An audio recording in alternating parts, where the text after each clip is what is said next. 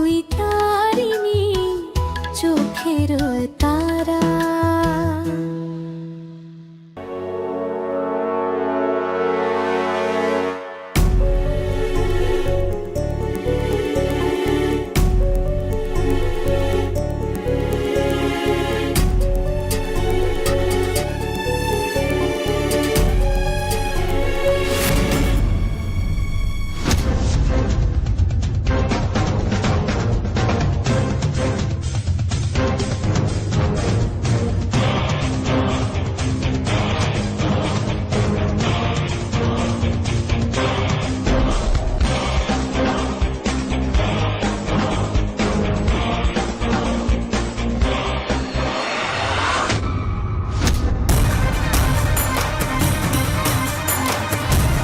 ঠাকুরদা আসুন না, বসুন।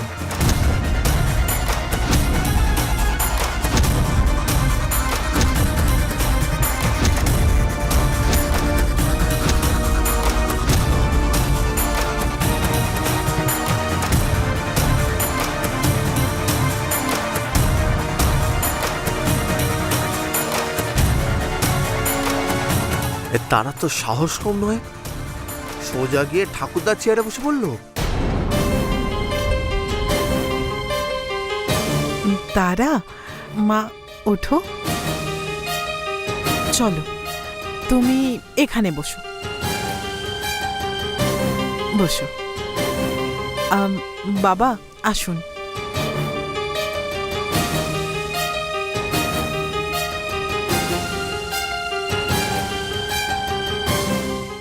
এবার খাওয়া আরম্ভ করুন, খান।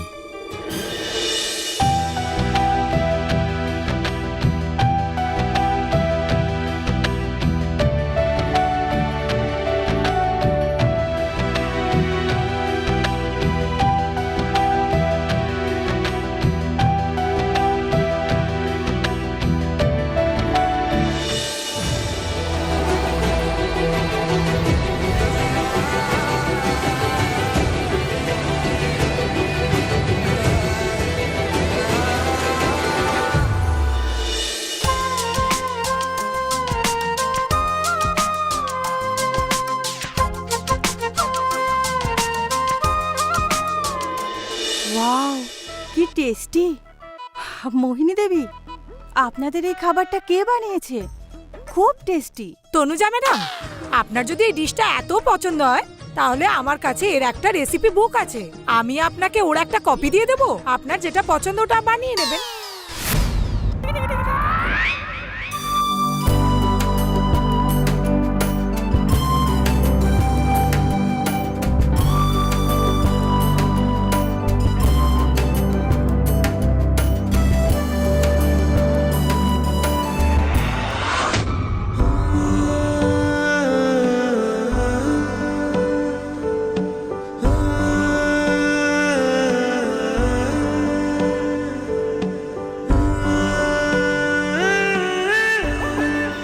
দাদা, ভুট্টা কত করে?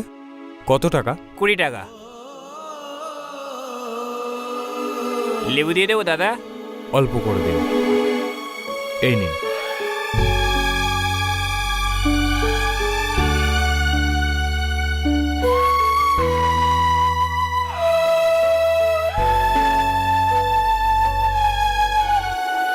দাদা, রাতে থাকার জন্য কোনো ঘর আছে? একটু আগে যান, পেয়ে যাবেন।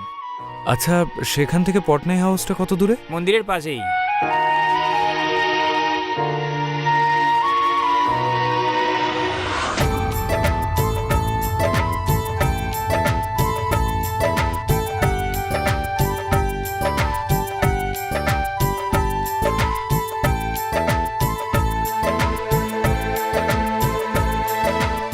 ডিনার করার সময় আমরা প্রতিদিনই একসাথেই বসি, নিজের নিজের ভিতরে ভালো মন্দ শেয়ার করি। আর এই পরম্পরাটা এখন নয়, সেই পিতৃপুরুষের আমলের, এখন অবধি পালন করে আসছি। আমি কফি খাই না, একটু কি চা পাওয়া যাবে?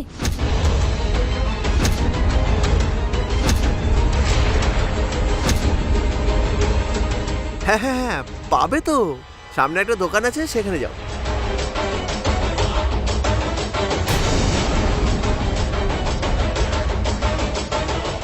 পট্টনায়ক বাবু, আপনাদের অনেক অনেক ধন্যবাদ।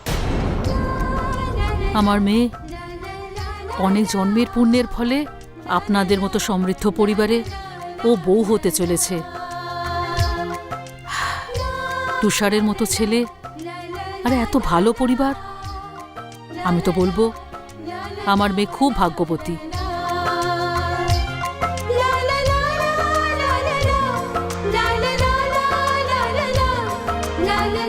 হ্যাঁ, কাকিমা একদম ঠিক কথা বলেছে। ভাগ্য করে এরকম সম্বন্ধ পাওয়া যায়। আমি বলছিলাম যে দুই পরিবার তো একসাথেই আছে, বিয়ে আর অন্য বিষয়ে কথা হয়ে গেলে ভালো হতো।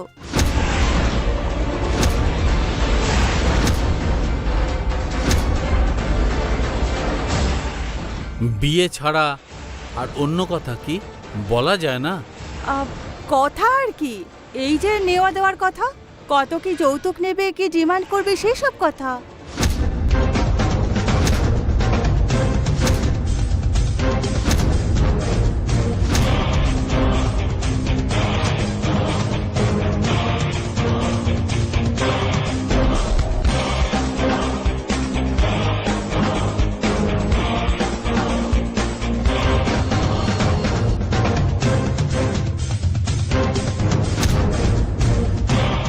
দেখুন তো, আপনি কোথায় কি বলছেন বুঝতে পারছেন তো?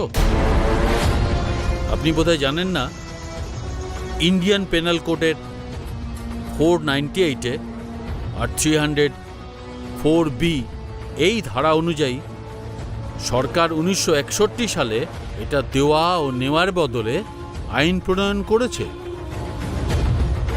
আর আপনারা একটা পরিবারে একটা উকিল ছেলেকে আসামির জায়গায় বসাচ্ছেন। পট্টনায়ক বাবু, আমার বউয়ের এরকম ব্যবহারের জন্য আমি আপনার কাছে ক্ষমা চাইছি। না না, সে কথা নয়। উনি বোধহয় আমাদের পরিবারের ব্যাপারে জানেন না। আজও পর্যন্ত আমাদের পরিবার যৌতুক না নিয়েছে না দিয়েছে। বাস, আপনার মেয়ে ছাড়া আমার আর কিচ্ছু দরকার নেই।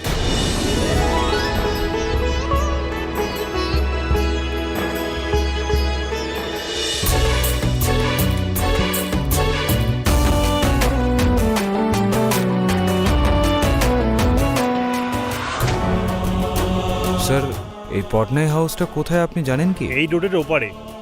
আপনি যাকে জিজ্ঞাসা করবেন সেই দেখিয়ে দেবে। আচ্ছা, আপনি কি ওনাদের চেনেন? না না না, আপনি শুধু চাবিটা দিন।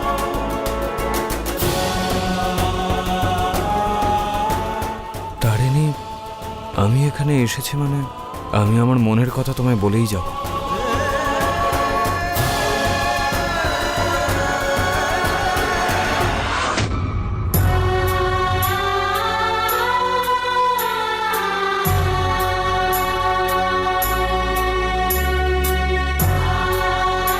আমার ওপর রেগে আছিস তারা? তারা সরি, প্লিজ প্লিজ বোঝ।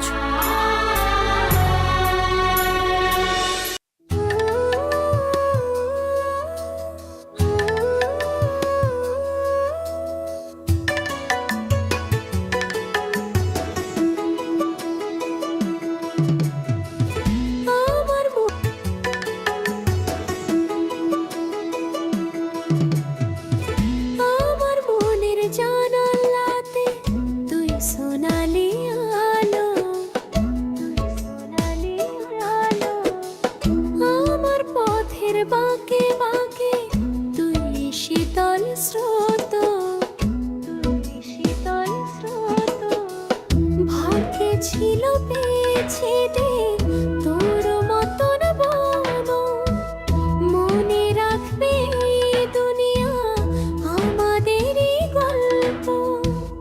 আমার জীবন চলে তোর, আমার জীবন চলে তোরে নিঃশ্বাসেতে শুধু। তারিণী চোখের তারা, তুই তারিণী চোখের তারা।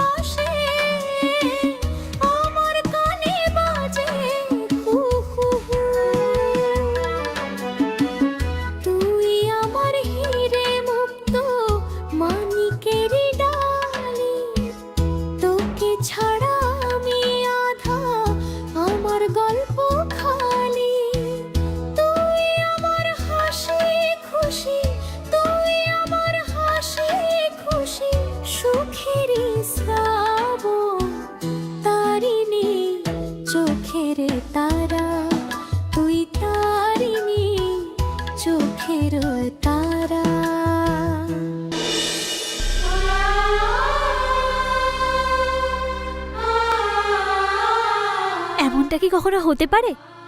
তারিণী কিছু বলবে আর তারা মানবে না?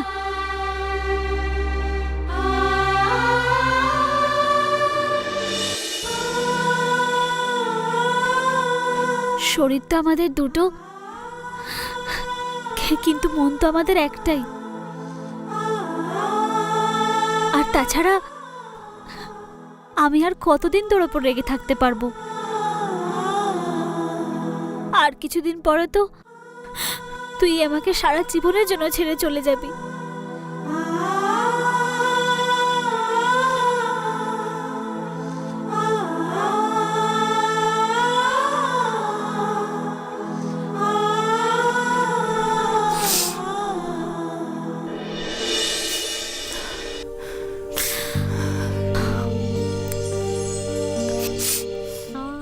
আমি বুঝতে পারছি তারা, এই সব কিছু খুব তাড়াতাড়ি হয়ে যাচ্ছে না? কিন্তু তোর কি মনে হচ্ছে আমার ভয় করছে না? খুব ভয় করছে তারা, কারণ এই সব কিছু আমার জন্য একদম নতুন। নতুন লোক, নতুন পরিবার, নতুন ঘর, সবকিছু পুরোপুরি আলাদা আমার জন্য। যেন একটা আলাদাই জগৎ। সবসময় মনের মধ্যে কেমন একটা ভয় করছে তারা, যে এবারের চাল চলনের সঙ্গে আমি অ্যাডজাস্ট করে চলতে পারবো তো? সেই জন্যই তো আমি রেগে গিয়ে ওই কথাগুলো বলে দিলাম তারা। কিন্তু সব ভুল আমার। আমি একদমই তোর মনের কথা ভাবলাম না।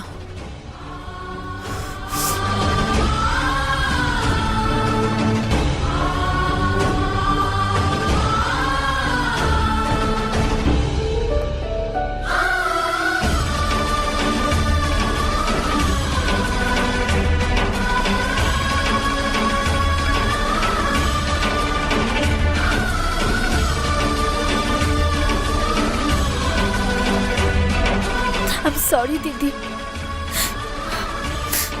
I'm sorry।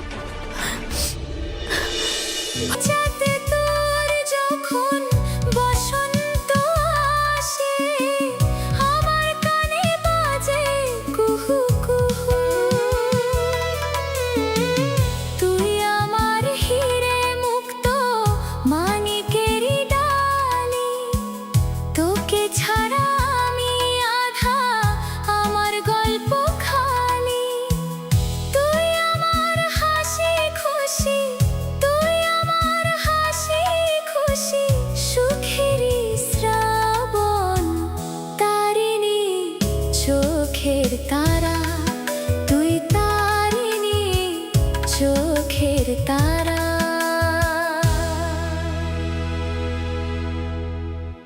প্রভু, আমি বলেছিলাম না আমার দিদি সুখী নেই। 26 ঘন্টার মধ্যে এই ইম্পসিবল ব্যাপারটাকে আমাকে পসিবল করতেই হবে।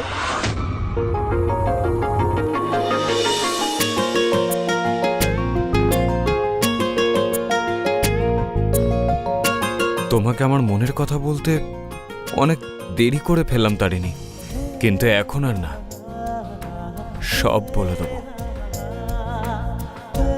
বাস আর কিছু সময়ের অপেক্ষা। তুমি আর আমি সারা জীবনের জন্য এক হয়ে থাকব,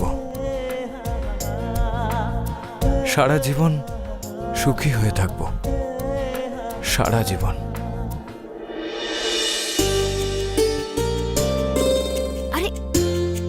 ধর ধর সারা ধর। তারা ছুতে পারছিস না? তারা তুই চিটিং করছিস। কি চিটিং করলাম? তুই তো ধরতে পারলি না। এবার ধরে দেখা, ধর। আরে হ্যাঁ হ্যাঁ তারা।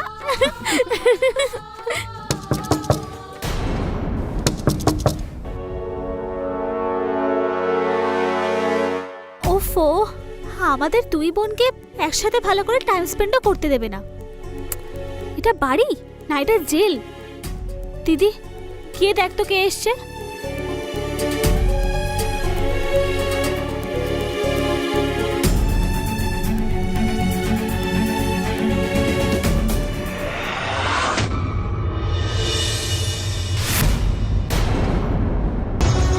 আমি ভেতরে আসতে পারি কি? প্লিজ আসুন না।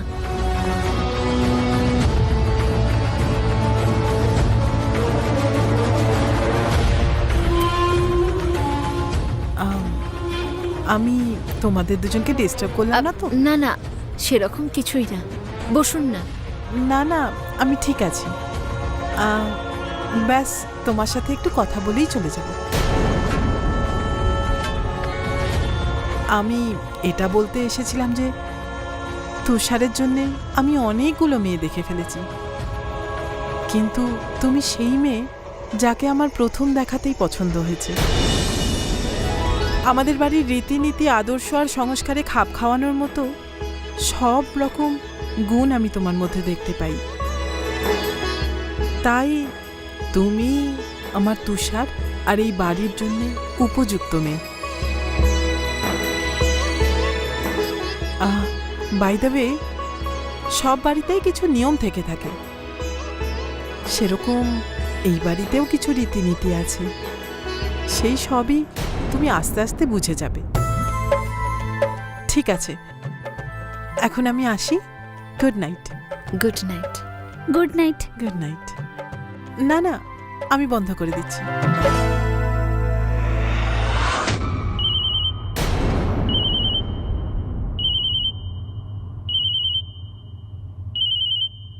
কে কল করছে তারা? আমার বাচ্চা পার্টি। হ্যালো,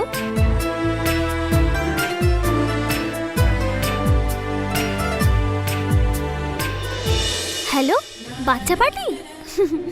তোমরা কি জানো আজকে ডাইনিং এ কি হয়েছে? কাকিমা ডাইনিং টেবিলে হেভি বোম ফাটিয়েছে। আমার তো মনে হচ্ছে এই বিয়েটা ভেঙেই গেল। আমি এরকম প্রথম একটা মেয়ে দেখলাম যে নিজের দিদির বিয়ে ভাঙার জন্য এত প্ল্যান করছে। এ, তুমি কি নিজেকে খুব জ্ঞানী মনে করছো? যা বলছো সত্যি বলছো? হ্যাঁ, তোমাকে কে বললো আমার দিদির বিয়ে ভেঙে যাচ্ছে? হ্যাঁ, কে বললো? হ্যালো, অ্যাকচুয়ালি তোমাকে দেখে মনে হয় না তুমি এতটা বোকা বলে। আমার দাদার মতো ছেলে, এরম পরিবার, আমাদের মতো বাড়ি কোথাও খুঁজে পাবে না, বুঝলে? একটা কথা মনে রাখো তরুণ, আমার পরিবার আর আমার বিষয়ে কোনো উল্টোপাল্টা কথা বলবে না বলে দিচ্ছি, না হলে দেখবে আমার থেকে খারাপ কেউ না। বড় এসেছে কথা বলতে। মানছি তোমার কাছে অনেক টাকা রয়েছে, অনেক বড় গাড়ি আছে, তাই বলে আমরা তোমাদের মতো এত বড় লোক না, এত অহংকারী নই। বড় এসেছে কথা বলতে। আমরা যেমন আছি খুব ভালো আছি। আরে আরে, না না, আমাকে একটা কথা বল, এই বিয়েটা ভাঙলে কি হয়ে যাবে? কি হবে? হ্যাঁ, আমার তো কিছু যায় আসে না। আরে আরে, তুমি যাচ্ছ কোথায়? আমার কথা শোনো। আরে আরে, ছেলেটা। এরা দুজন বিয়ে ভেঙে দেওয়ার কথা বলছে। হে ভগবান, সত্যি কি বিয়েটা ভেঙে যাবে নাকি?